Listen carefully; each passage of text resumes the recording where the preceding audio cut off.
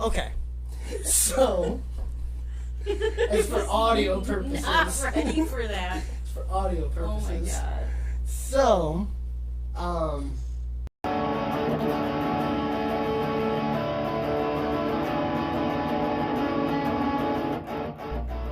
I've been day drinking all day. This episode is either going to be really shitty or really great. I don't know. But welcome to Talking TV on the Kickback channel. I got Jesse back here. Hello. What's up? How you doing? How's your day been? Well, I wasn't day drinking. I was working. That's not fair. I love it. But so we are talking about Boy Meets World again.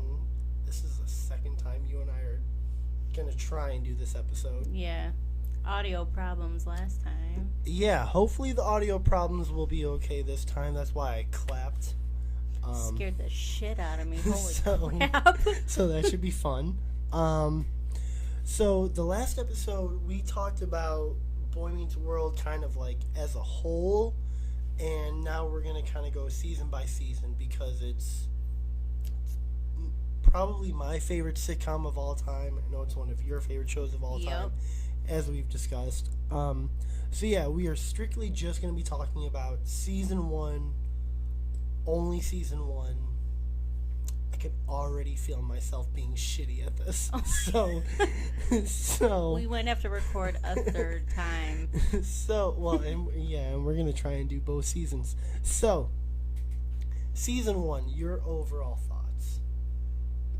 I think it's great. I mean, it definitely tracks. It holds up 30-something years later. I mean, we put season 1 pretty high on our list of best seasons, right? It was our top 3, wasn't it? I want to say it was like season 4 was number 1. Yeah, and then I think like it might have been number 2. it might have been actually. But yeah, so season 1 is great. I think it's when you look at first seasons of a lot of different shows, they're kind of bad. Like there's you can see the characters or the actors or whatever trying to like kind of find their footing, and like how is this dynamic gonna work? How is this sort of chemistry with whatever? Like I think even Friends is probably a good example of when you watch season 1 to season like 5, the characters are vastly different because they've all sort of gotten into their roles. Season 1, it feels like these characters, for the most part, are like they know who they are. Yeah, there's definitely some like, spots, but for a sitcom for season 1, it kind of meshes well together. Like they kind of already know what they're doing. I think the only character that isn't really recognized is maybe like Will Friedle's character. I was just gonna say Eric. Like, because Eric changes a lot, but that's because also just Will Friedle being like, after like season 5, it's like he's the comedic relief. So that's all that they wrote him as for the most part. So before we get into everything that we love about season 1, what don't you like about season 1 of Boy Meets World? The opening credits. I feel like I'm in like some sort of nightmare circus. So I always skip it. That's like, oh no. Yeah, I mean, the credits are pretty bad. They're too so long, bad. too. They're too long and they're not catchy. And it's like in the 90s, your sitcom intro was big. Oh yeah. So like for that to just be like this weird shitty circus music, nah. And weird graphics. Very. I mean, But it's very 90s. Yeah, I can take the green screen. I just don't like the music. Oh my God. Is bad. It was like the first thing that was like, oh God, I hate the music. Is there anything that you don't, aside from the music, is there anything that you don't like about season 1? Whether it be like characters or I got like drunk hiccups right now. Shit. Oh my God. Okay, so we got this. All right. So, Is there anything from season 1, character-wise, or like an episode that you just really don't like? Boys to Mensa was pretty bad. That was where like Corey cheats on like the aptitude test or whatever, right? Yeah. That's a pretty bad one. I episode. think. I mean, like I said, for a first season, it kind of holds up, but I think it's just we don't know anything about anybody yet, so it's like there's no real like continuation of stuff. Right. But like back then, they kind of didn't do that. Yeah, especially because that was what 1993 was the first season, so it's it is weird because you can clearly see how this is. Season 1 was the catered to kids, but all family, but like all members of the family can watch. Where like in season 2 and onward, it's a lot more of this is catered to the demographic of the show that is like portrayed in the show. Right. And I think, like you said, like Eric has like the worst kind of character writing as far as like they don't know what to do with him. Yeah. He's just like the older teenage brother who's like girls, and it's just like that's it. That's his only character trait. Because he's not an idiot yet. No, he's actually just like a normal 15-year-old who are usually idiots, but not like they got hit in the head and something's wrong. I wonder if that's almost, in a weird way, I wonder if that's almost a detriment to the season that the characters are almost too normal. Like, everyone is so realistic. Like you could live next door to these people. Yeah, like, it really is, like, these are people that you would see every day. Like, Alan is a very normal dad. Amy is a very... I'm so fucking drunk. Okay, Amy is a very normal, awesome mom.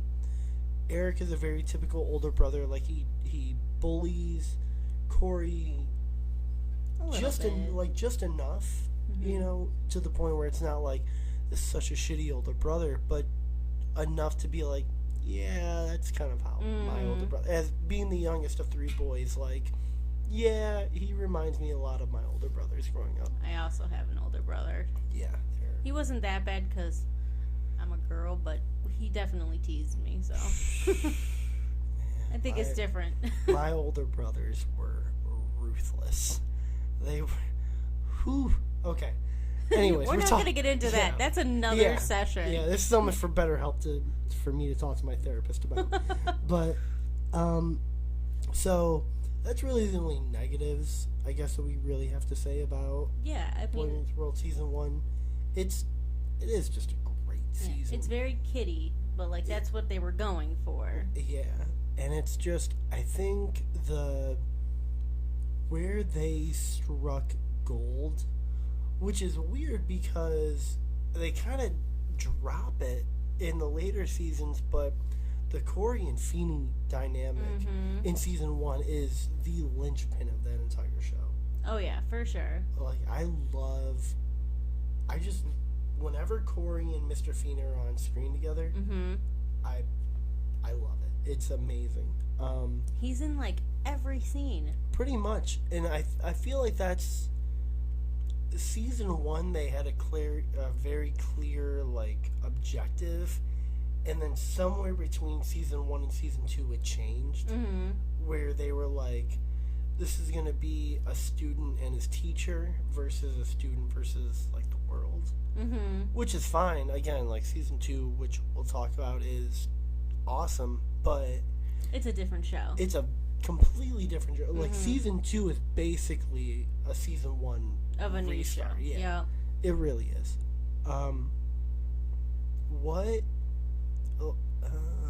Let's start with favorite episode of season 1. I feel like we already talked about this, but The Fugitive. I don't remember. That's right. The Fugitive. I love that, and that also has my favorite Feeney moment. Which one? Where he's Where it he gets time to just- set my desk on fire. This is like a perfectly good time to just set my desk on fire. The way he just deadpans it cracks me up. It's pretty amazing. It's one of my favorite things that he says. It's so stupid. It's pretty great. I think What about don't- you? I don't remember what I said in our other episode, but I do think that my favorite episode of season 1 is episode as a whole is probably I Dream of Feeny. Yeah, you did say that. I love that episode. I still remember like when I downloaded every episode of Boy Meets World and off of Pirate Bay. Man, I miss Pirate Bay so much. I don't know if it's still around. No one's gonna arrest me for this. This channel only gets like 10 views, so it's fine. I don't think Pirate Bay is still a thing. It's probably think something it- else now. Yeah, I'm pretty sure. But anyway, so I torrented every episode of Boy Meets World, and I just moved to a new state. Didn't know anyone, so like I spent all my nights just watching Boy Meets World, and I remember waking up at like 3 in the morning in like a cold sweat to like 15 Feenies sitting in the Matthews kitchen, and I was like, what the fuck is going on? But in subsequent viewings of the episode, I love it. It's such a great episode. I think it's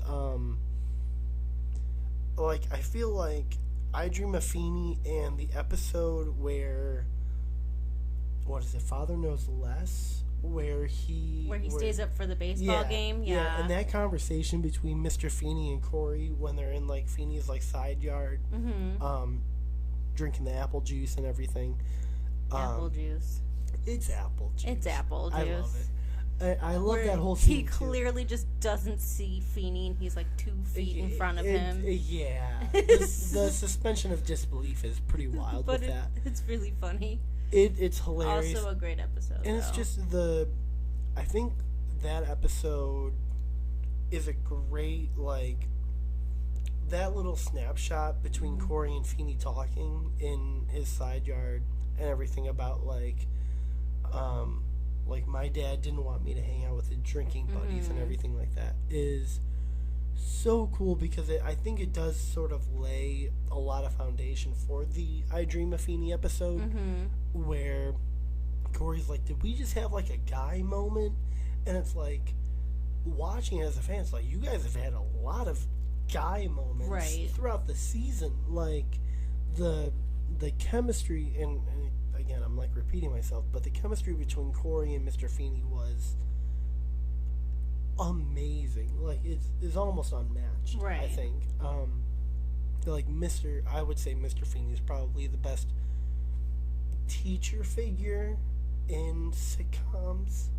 Like, I don't really know like a lot of like the wise mentors. Like you were talking about like Home Improvement earlier. Like that's Mr. Feeny. I think is way more knowledgeable than Wilson. That's But his name, he's right? yes, Okay. he's like the Wilson of Boy Meets World. Yeah, but 10 times better.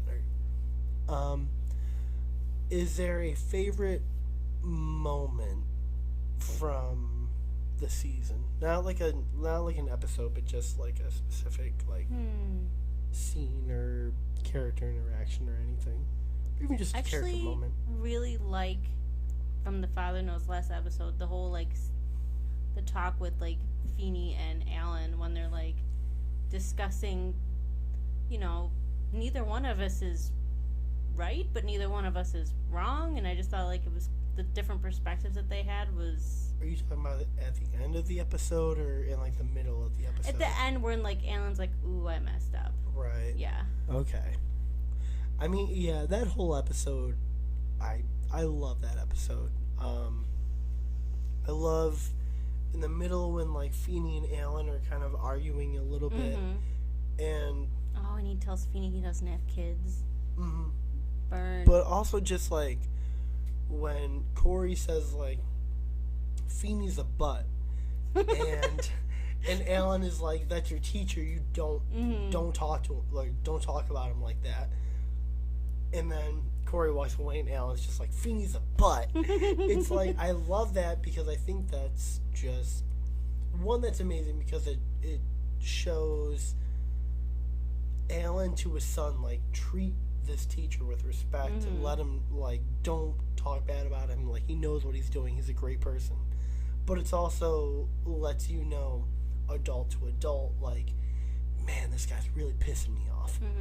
And I think that's really cool, and I think that Boy Meets World kind of, especially in season 1, plays a lot in the gray area, where you see, like, the parents kind of figuring it out just as much as the kids are. Like, the episode with the spear carrier, where Alan has, like, the Hamlet scene in the kitchen. Bob, yes. Bob. And again, I love that scene because it's. I feel like subsequently, and we'll probably get into this when we get into like season 3, 4, and 5, and subsequent. But like, I love how much focus is put on Alan and Amy. I feel like as a kid, I probably didn't, but as a 30-year-old man, like, I love the Alan and Amy stuff.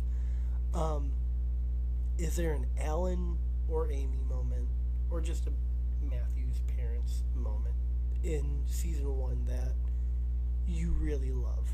Because I do think that season 1 focused a lot more on the parents than there was a lot more living room stuff. Yeah, you know, like they have. Don't get me wrong, Matthew's parents have like great scenes in later seasons, but it really does feel like season 1 is a full blown like family show. Right. I would probably say like it's kind of weird, but like the episode where they think that Amy's cheating on Alan, and like the whole like when he gets home and she's like, we've been caught, and then they like just like are messing around and like, oh no, what do we do? And like they're like joking, and like, I mean, the whole point of the episode is that, you know, they're not dead, they're right, just parents, but they're still like, they still love each other, and they still, and I thought that was like nice that they put that in, because you don't really see that in a lot of stuff where it's like the parents are just the parents. Yeah, like the parents have personal lives, like they have lives outside of their children. That is really cool. And to your point, like, yeah, they don't really show that a lot in sitcoms. It's like, these are the parents, that's their role, that's all that they are. It's like, that's boring. Yeah. So, is there I know you said Boyz II Men was your least favorite episode, but is there a least favorite moment in the show that, like, or in this season that, like, you watch and you're just like, that kind of upsets me? Like, Boy Meets World has a lot of moments where I'm like, this kind of pissing me off watching it. From season 1, I don't know. Do you? I'm trying to think. I feel like I know it's kind of silly, but like the episode where, I don't even know what episode it is, where Will or Eric tells Corey that, like, he's gonna go to this baseball game with his girlfriend. Oh, and he takes the ticket from Corey. Yeah. Oh yeah, I didn't like that. That part kind of, like, there's like weird moments where it's like, that's almost too mean.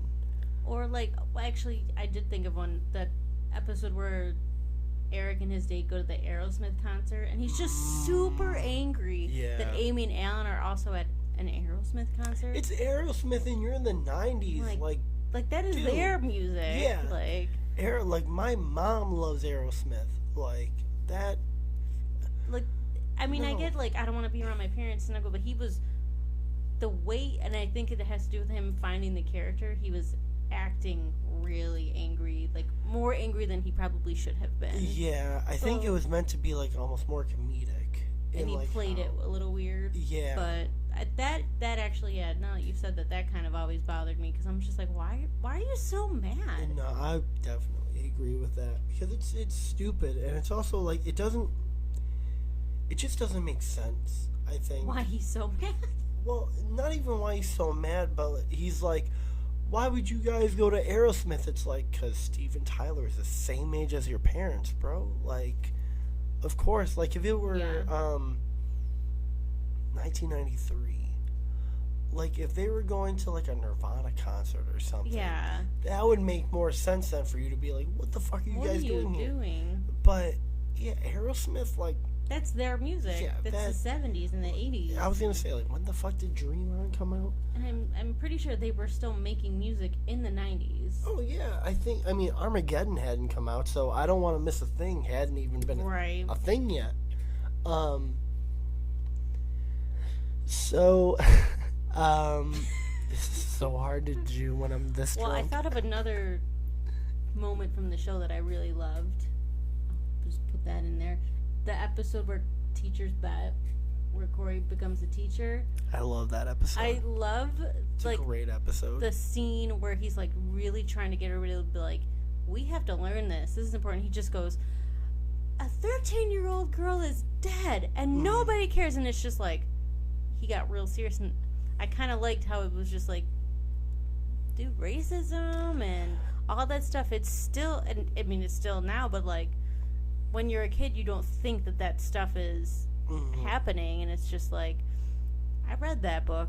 They made us read that book. Yep. You know? And I just thought that, like, when tying it into, like, the personal life at home with Linda. I loved Linda. Linda went away. Linda went away. Linda we never saw Linda again. Revolving. I think she was in the cheerleader episode with, like, I think that was the same episode. I think that was the tag at the end. Oh, okay. Yeah, that makes sense. But I liked how it's a sitcom and it's funny, but it's just like, no, this is real. Some, like, millions of people were murdered and stuff. So. Well, I feel like that was what Boy Meets World is the best at, is we can take a silly episode and somehow turn it into what a lot of other sitcoms would be like, your like special episode. You know, Boy Meets World was really good at that, where it's like, we didn't just have a special episode, it's like, this is how the show worked. Right. And so like that episode especially, I love Teacher's Bet, because I do remember when Corey gives that monologue of like, a 13-year-old girl is dead and nobody cares, and seeing Mr. Feeney be like, he fucking gets it. Like, I love that so much. Also love that Mr. Feeney's in a fucking Meatloaf sweater, like, and what? hat. And a hat, like, what? Like, Meatloaf sucks. R.I.P., but he sucks. Or maybe he just likes Meatloaf. We don't know. It could be both. If Mr. Feeney likes Meatloaf, I have more respect for Mr. Feeney, but then less respect for Meatloaf. So, is there... I'm trying to think, because we talked about my Feeney moment. What's your favorite Feeney moment? It's definitely in the Father Knows Less episode, where Feeney and Alan are talking, and Mr. Feeney is like, I understand wanting to, or I'm trying to think. He's like, if I have a kid, I would probably let him stay up late to watch a baseball game or listen to this president talk. And it's like, that scene cuts so fucking deep. Because it's like, one, Feeney is upset that he has no kids. Two, Feeney is upset that his dad was clearly an asshole. So it's like, you get 2 layers of Feeney in one line. And it's fucking great. So yeah, that's probably my favorite Feeney moment. And it's so understated too. Like, I think the scenes with, and maybe that's just how it is as like we get older, is like we look at the Feeney and Alan scenes or like just the adult scenes in general, and we just like we notice how good they are. Oh yeah. Like the fact that they can say something so subtly, like, and to listen to the president's speech and have it hit so hard and like resonate on so many different levels is like, that's a testament to Bill Daniels more than it is just the writing, because all it said on the page is whatever Bill said, but it's how he said it, and the cadence and everything is just incredible. Yeah, that's probably my favorite Feeney moment from season 1. He's got a lot of great moments, so yeah, it's hard to gonna be pick. Tough. Well, Gotta keep it going. This is so tough to do when you're drunk. All right. What else? Corey moment. My favorite Corey moment. Oh, that's a tough one. He's got a lot of good stuff in that one. I think a lot of mine are like comedic, like when he's painting the fence. Well, he offers to paint the fence or the shutters for the water war, and he's like, you do this and this and this times this, and he's like, what's that, like $50? He just completely cheats himself out of like $30. It's just, I love that one, and I also really like I don't know the episode name, the Christmas episode where he like realizes that Sean's dad lost his job. So oh yeah, and he gives him the basketball. And you know, he's got a lot of good moments. It's kind of hard to pick like just one.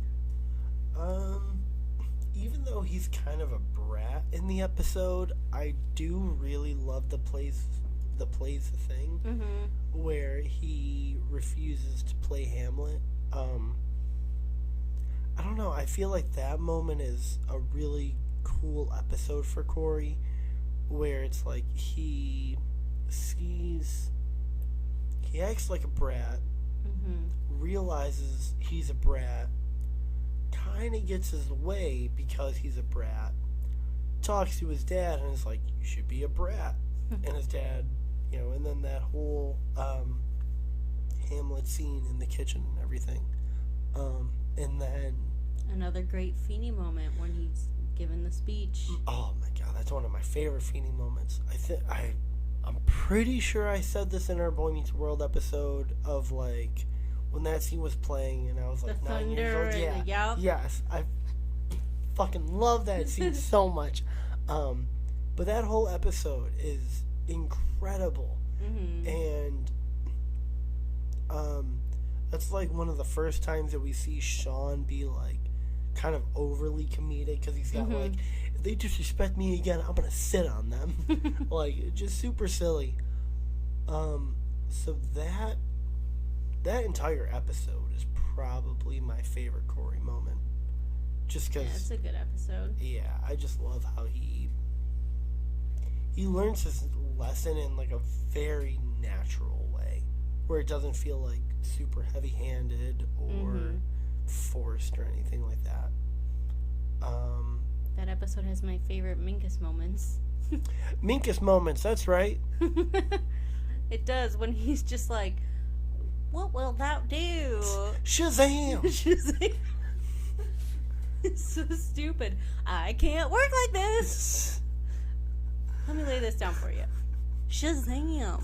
It's just, I don't know why. What wilt thou do? Like, I'm pretty sure that's his real accent, though, because I remember them talking about it. Like, he's from North Carolina, so he's got a southern drawl, yeah. Oh my god. That cracks me up. What wilt thou do? I don't know why it's stupid. Minkus is a strange character for me, because I do like Minkus a lot. I don't think he would have worked past the first season, though. No, I'm sorry. He's too tiny. Yeah, it just wouldn't have worked. How his character was, it wouldn't have made any sense in the flow of the show. No. Favorite Minkus moment would probably be like the nuclear family episode. Oh, yeah. Where Minkus, I guess, like, tries to act like Sean. Also do like when, just in general, when, like, Sean and Minkus will, like, say shit to each other. So, like, Sean will be like, nerd, and Minkus is just like, recidivist. It's like, what? I don't even know what the fuck that means. What kid knows what that means? I don't know what a recidivist is now. Neither do I. That, or like when he's like, you know, dork, future plumber, it's like, great. I love that. The back and forth that they have is fun. And then at the end of the day, he still gets included in stuff. He's still their friend to like an extent, yeah.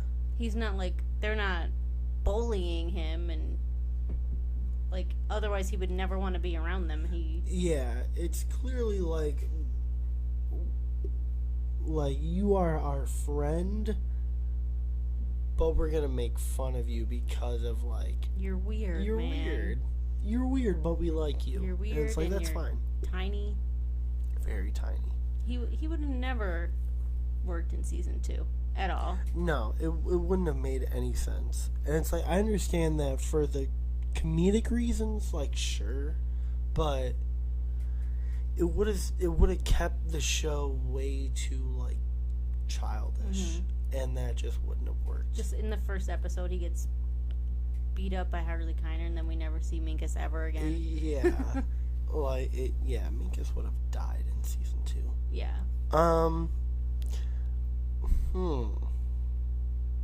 Trying to think of what else before we go on to season 2. Overall thoughts. I'm a great YouTube personality, right? Everyone. You're doing great. I'm so good at this. This is why our channel only has like 10 views. 11. A solid 11 views. I guess, yeah, we can just do our final thoughts on season 1. Like, overall, I know that we both really like season 1, and it's, in my opinion, one of the best first seasons of a show, just in general.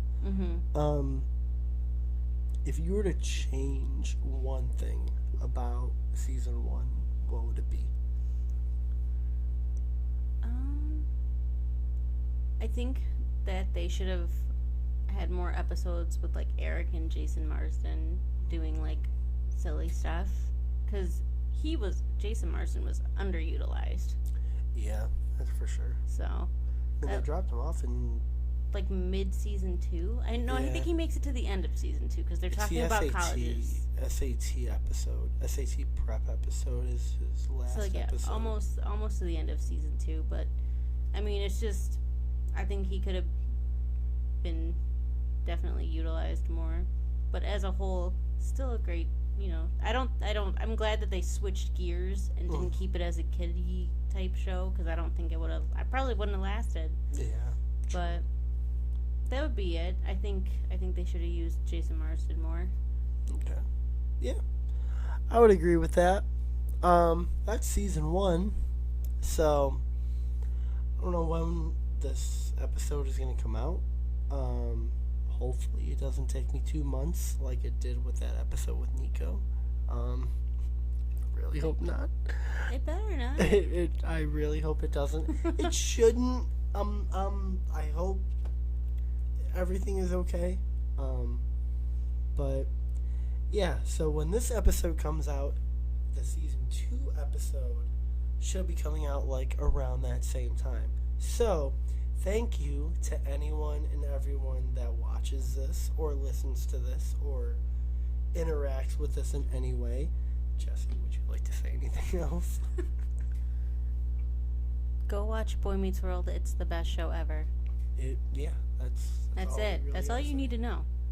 Are you all right? Do you want to do season 2? We could do it another